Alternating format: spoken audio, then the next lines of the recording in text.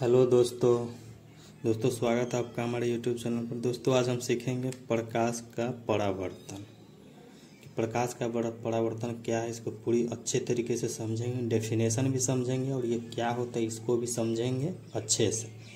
तो ठीक है दोस्तों, आइए समझते हैं। दोस्तों प्रकाश का परावर्तन, इस वर्ड को ध्यान से देखेंगे तो यहाँ परावर्तन शब्द आ रहा है। दोस्तों परावर्तन मतलब कहीं से कोई चीज़ परिवर्तित हो रही है। तो क्या हो रहा है, प्रकाश कहीं से परावर्तित हो रही है, कहीं से आ रही है, कहीं से आ रही है और परावर्तित हो जा रही है। तो पहले इसको डेफिनेशन को देखेंगे दोस्तों, क्या कह रहा है कि डेफिनेशन क्या कह रहा है। तो दोस्तों कह रहा है आपतित किरण किसी समतल सतह से टकराकर उसी माध्यम में लौट जाती है। मतलब कोई आपतित किरण किसी समतल सतह से टकरा कर उसी माध्यम में लौट जाती है तो उसे प्रकाश का परावर्तन यानी कि वो परिवर्तित कर दिया उसी माध्यम में, तो परावर्तन करते हैं। जैसे यहाँ पर एग्जाम्पल में हम फिगर बनाए हुए हैं तो फिगर से समझते हैं दोस्तों, फिगर से इजीली समझेंगे।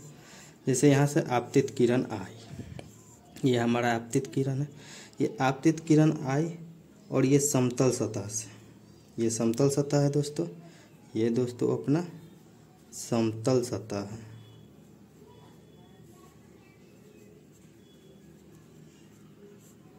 ठीक है दोस्तों, समतल सतह से इधर आई और टकराकर परावर्तित हो गई, तो ये परावर्तित किरण हो गई और ये आपतित किरण है। और इसके बीच में जो समतल सतह से 90 डिग्री का कोण बनाता है, समतल सतह से 90 डिग्री का जो कोण बनाता है उसे हम अभिलंब कहते हैं। तो एक चीज़ ध्यान रखेंगे दोस्तों, इसका शर्त है, ये जो है 2 बिंदु लिखा हुआ है दोस्तों, ये इसका शर्त है। आप ये बात समझ चुके हैं कि प्रकाश का परावर्तन क्या होता है। अब इसका शर्त जानते हैं, क्योंकि शर्त बहुत इंपॉर्टेंट चीज़ होता है दोस्तों। तो शर्त को समझना जरूरी है। ये बात समझिए कि प्रकाश की किरण आपतित किरण किसी समतल सतह से टकराकर उसी माध्यम में लौट जाती है तो उसे परावर्तित किरण कहते हैं, यानी कि प्रकाश का परावर्तन इस टोटल फिनोमेना को कहा गया। अब देखते हैं शर्त को। तो ये शर्तें हैं दोस्तों अपनी, ठीक है, ये शर्तें हैं। तो शर्तें एक एक करके देखते हैं दोस्तों। आपतित किरण, परावर्तित किरण एवं अभिलंब तीनों एक ही तल में होंगे।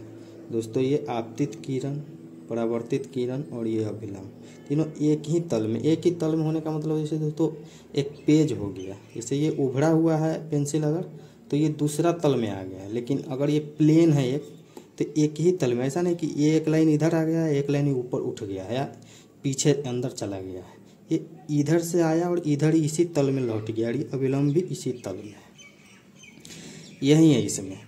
और दूसरा कहा गया है कि ये जो आपतन कोण है यानी कि आई, जो यहाँ पर बनाया गया है आपतन कोण आई, यानी कि आई से हो गया इंसिडेंट रे इंग्लिश में, ये जो है बराबर होगा परावर्तन कोण के, यानी कि जितने कोण पर यह अभिलंब से आया है उतना ही कोण पर लौटेगा। इसमें कोई दो राय नहीं है दोस्तों, इसको हमेशा याद रखेंगे। ऐसा नहीं कि इधर से आएगा 30 डिग्री पर, इधर 40 डिग्री पर चला जाएगा, ऐसा नहीं होगा।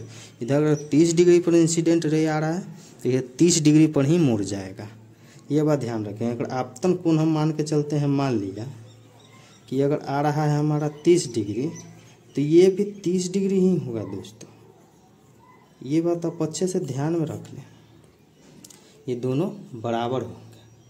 ठीक है दोस्तों, तो समझ गए। तो आशा करता हूँ आपको अच्छा से समझ में आया होगा दोस्तों। ऐसे ही कॉन्सेप्चुअल वीडियो के लिए आप हमारे चैनल को सब्सक्राइब कर सकते हैं दोस्तों। साइंस और मैथ से रिलेटेड हम वीडियो डालते रहते हैं, एक एक टॉपिक आपका एकदम अच्छे से क्लियर हो जाएगा। ठीक है दोस्तों, धन्यवाद।